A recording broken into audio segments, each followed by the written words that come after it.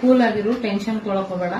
ಗಾಂಧಾರಿ ವಿದ್ಯೆ ಅಂತ ಹೇಳಿ ಬಿಜಾಪುರದಾಗ ಒಬ್ರು ಕಲಿಸ್ತಾರ. ಮೊನ್ನೆ ಸರ್ ಜೊತೆ ಮಾತಾಗೈತಿ, ಇವತ್ ಬರ್ತೀರನ್ನಾರ. ಅವ್ರು ಬಂದ್ ಕೂಡ್ಲೆ ಏನದ ಡಿಸಿಷನ್ ಮಾಡು, ಟೆನ್ಷನ್ ತಗೋಬೇಡ. ಏನಿಲ್ಲ ಸರ, ನಮ್ಮ ಮಗಳಿಗೆ ಹ್ಯಾಂಡ್ ರೈಟಿಂಗ್ ಎಲ್ಲಾ ಚಲೋ ಅದಾವ್ರಿ, ಎಲ್ಲಾನು ಚಲೋ ಐತ್ರಿ. ಓದ್ತಾಳ್ಬಿರಿ, ಅದು ಮೈಂಡ್ ಒಳಗ್ ಕುಂದ್ರಲಾಗೈತ್ರಿ. ಅಂದ್ರೆ ಓದಿದ್ದೇನು ನೆನ್ಕೊಳ್ಳಲಾಗಿದೆ. ಎಲ್ಲಾನು ನಶೀಬ್ನಾಗೂ ಎದ್ದು ಓದ್ತಾಳ್ರಿ. ಆಮೇಲೆ ಈಗ 8th 10th ಟೆನ್ಷನ್ ಜಾಸ್ತಿ ಇರುತ್ತೆ. ಹಿಂಗಾಗಿ ಚಿಕ್ಕ ಮಗಳು ಅದಾಳ್ರಿ, ಬಾಳ ಅಂದ್ರ ಬಾಳ ಚವ್ ಅದಾಳ್ರಿ. ಈ ಕಡೆ ಈ ಕಡೆ ಜಿಗಿದಾಡುದು, ಬರೀ ಆಟದಾಗ ಜಾಸ್ತಿ ಲಕ್ಷ ಐತ್ರಿ. ಬರೀತಾಳ, ಹಾಕಿದ್ರು ಎಲ್ಲಾ ಮಾಡ್ತಾಳ್ರಿ. ಬಟ್ ಓದಿದ್ದ ತಲೆ ಕೊಡಲ್ಲ. ಈಗ ನಮ್ ಕಡೆ ಬರುವಂತ ಹೆಚ್ಚು ಮಕ್ಕಳು ಇಂಥವ್ ಇರ್ತಾವ್ರಿ, ತಲೆ ಕೆಡ್ಸ್ಕೊಳ್ಳೋ ಅವಶ್ಯಕತೆ ಇಲ್ಲ. 75% ಅಬೌವ್ ಇದ್ರೆ ಅಂದ್ರೆ ಡೈರೆಕ್ಟ್ ಆಗಿ ಅವರಿಗೆ ಮೆಮರಿ ಏಕಲವ್ಯವಿದ್ಯೆ ಅಂತ ಕೊಟ್ಬಿಡ್ತಾರೆ. 100% ಮೆಮರಿ ಏಕಲವ್ಯವಿದ್ಯೆ ಅಂದ್ರೆ ಓದಿದ್ದೆಲ್ಲ ಹೆಂಗ್ ನೆನ್ಪಿಟ್ಕೋಬೇಕು. ಈಗ ಮಕ್ಕಳಿಗೆ ಓದಿದ ನೆನಪು ಯಾಕೆ ಉಳಿಯಂಗಿಲ್ಲ ಅಂದ್ರೆ, ಒಂದು ಅವ್ರಿಗೆ ಇಂಟ್ರೆಸ್ಟ್ ಬರಂಗಿಲ್ಲ. ಇಂಟ್ರೆಸ್ಟ್ ಯಾಕೆ ಬರಂಗಿಲ್ಲ ಅಂದ್ರೆ ಓದಿದ್ದು ತಿಳಿಯಂಗಿಲ್ಲ. ಈಗ ತಿಳಿಲಿಕ್ಕಂದ್ರೆ ಮಕ್ಕಳಿಗೆ ಎಷ್ಟೇ ಓದಿದ್ರು ಅದು ನೆನಪು ಉಳಿಯಂಗಿಲ್ಲ.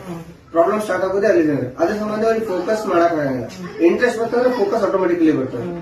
ಸೊ ಅದ್ರ ಸಲುವಾಗಿ ಇನ್ ಕೇಸ್ ಮಕ್ಕಳಿಗೆ ಫೋಕಸ್ ಬರ್ಬೇಕಂದ್ರೆ ಮೊದಲು ಗಾಂಧಾರಿ ವಿದ್ಯೆ ಅಳವಡಿಸ್ಬೇಕ್ರಿ. ಅವ್ರಿಗೆ ಒಂದ್ಸಲ ಅವ್ರಿಗೆ ಗಾಂಧಾರಿ ವಿದ್ಯೆ ಕೊಡಿಸ್ಬಿಟ್ರಿ ಅಂದ್ರೆ ಅವ್ರ ಮೈಂಡ್ ಸ್ಟೇಬಲ್ ಆಗ್ತದೆ, ಫೋಕಸ್ ಮಾಡ್ತಾರೆ. ಯಾಕಂದ್ರೆ ಇದ್ರೊಳಗೆ ಋಷಿ ಪ್ರಣೀತ ರಾಜವಿದ್ಯೆಯಿಂದ ಅವ್ರಿಗೆ ಗುರುಮಂಡಲ ದೀಕ್ಷೆ ಕೊಟ್ಟು ಯೋಗ, ತಪ, ಜಪ ಮತ್ತು ಪ್ರಾಣಾಯಾಮ ಈ 4 ಸಂಗಮದಿಂದ ಸಂಯಮ ಸ್ಥಿತಿಗೆ ತಗೊಂಡ್ ಬರ್ತೇವೆ. ಸೊ ನಿಮ್ಮ ಮಗಳಿಗೆ ಹೇಳಿದ್ರಿ ನೀವು, ಈಗ ಅಷ್ಟು ಟೆನ್ಷನ್ ಮಾಡ್ಕೊಂಡು ನಿಂತಾಳಕ್ಕೆ ಪಾಪ.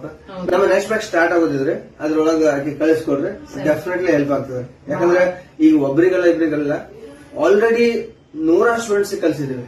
ಒಂದೊಂದು ವರ್ಷದಲ್ಲಿ ಮುಗಿಸ್ಬೇಕಾದಂತ ಸಿಲೆಬಸ್ ನ ಕೇವಲ 1 ತಿಂಗಳಲ್ಲಿ ಮುಗಿಸ್ತಾ ಇದ್ದಾರೆ. ಓಕೆ, ಆಮೇಲೆ ಬರೀ ಮೊಬೈಲ್ ಹಿಡ್ಕೊಂಡು ಕೂಡ್ತಾರೆ ಮಕ್ಕಳು ಅನ್ನೋ ಕಂಪ್ಲೇಂಟ್ ಇರೋರು ಬಂದವರು ಮೊಬೈಲ್ ಬಿಟ್ಟಿದ್ದಾರೆ.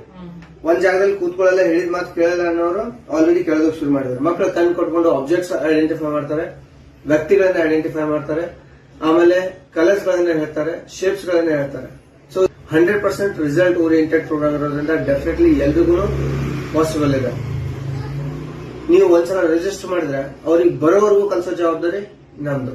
1 ಲಕ್ಷ 2 ಲಕ್ಷ ಕೊಟ್ಟು ಸ್ಕೂಲಿಗೆ ಹಚ್ತೀವಿ ಮಕ್ಕಳಿಗೆ.